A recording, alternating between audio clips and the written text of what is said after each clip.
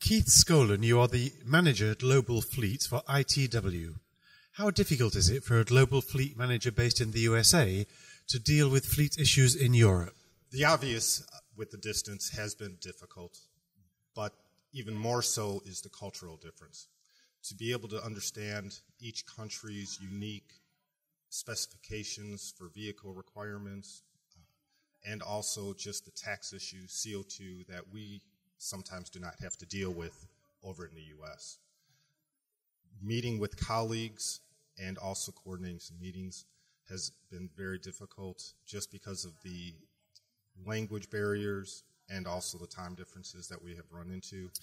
Thank you for those thoughts. How do you think that the USA can learn from Europe and Europe can learn from the USA in fleet management terms? Well, the first issue that I've run into is in regards to CO2. In the U.S., we're not looking at the CO2 as much as it is very relevant here in Europe.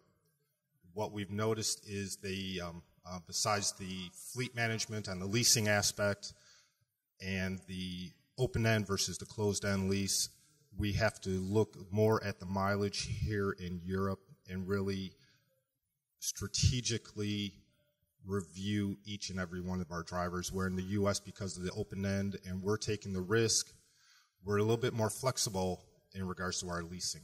And from your perspective as a USA-based fleet manager, would you have a tip for European fleet managers coming from the other side of the Atlantic? The one tip that I definitely have learned right away was learn the culture, learn each country's specific needs, and definitely have an open mind. I learned that quite quickly, that you need to be open and also understand what everybody's requirements are in each country. It's, as I was told one time, Europe is not one country, which everybody knows, but everyone assumes that right away it's Europe, we can do just one program. So definitely open mind and with understanding the culture. Keith Scolan, thank you very much for those thoughts.